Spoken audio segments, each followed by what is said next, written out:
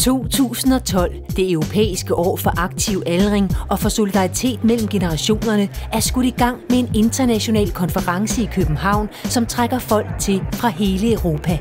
We are from the Netherlands. Portugal. Sweden. Cyprus. Belgium. France. As you can see, I'm from Aarhus.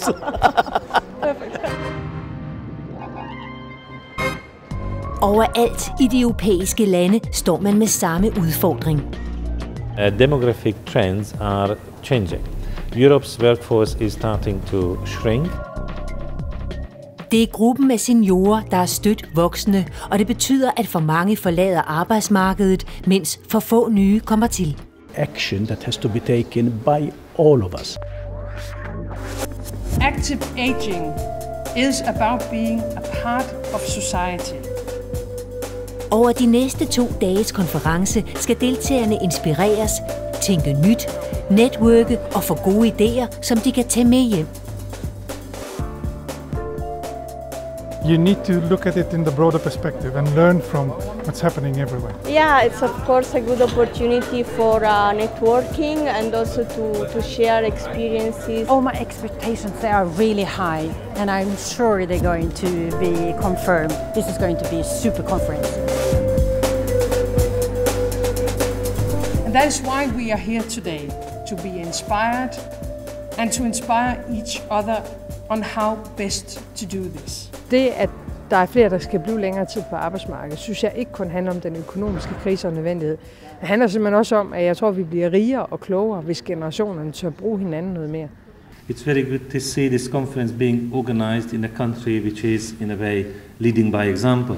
The Danish employment rate for the older workers is significantly higher than the European average, and there are many good practices in this country. Som værtsland for konferencen viser Danmark konkrete eksempler på, hvordan vi har prøvet at takle udfordringen. I Aarhus har man udviklet senior-workshops for at inspirere folk til at blive længere på arbejdsmarkedet. Det, at de bliver bragt sammen i sådan nogle workshops, som vi kalder det, det er så godt for alle at få lov til at udtrykke deres forestillinger og høre om andre inspirationer. Resultatet er en succes. 4 ud af 10 seniorer vælger at blive ved med at arbejde. Where they can continue being a part of the game instead of watching at the sideline.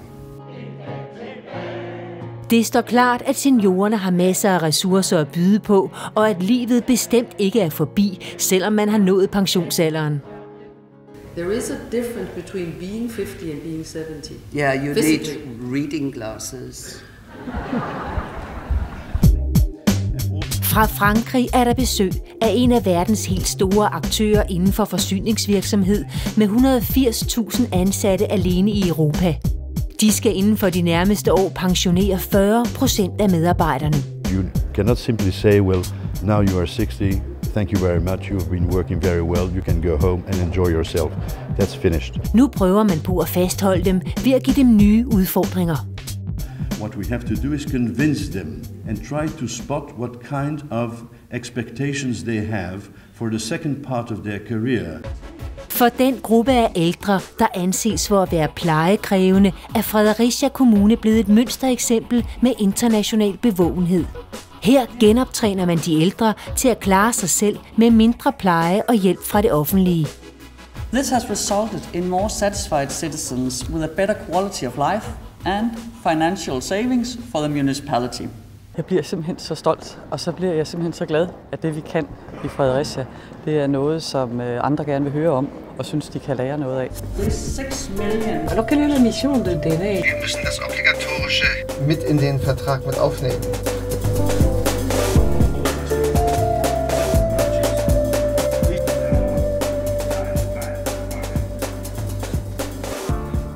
Health is one of the main reasons for not having an active participation in society. This is why we need to help citizens age in good health and live active and independent lives.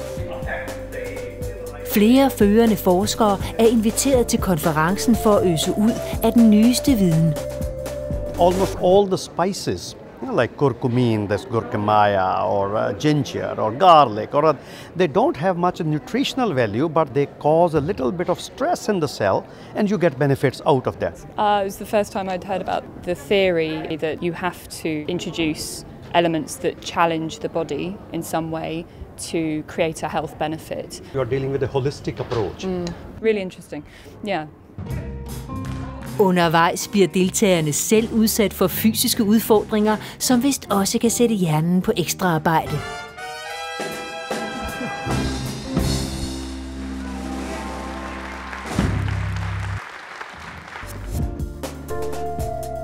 We have heard many interesting things, and also what was really interesting to see the different perspectives of the topics.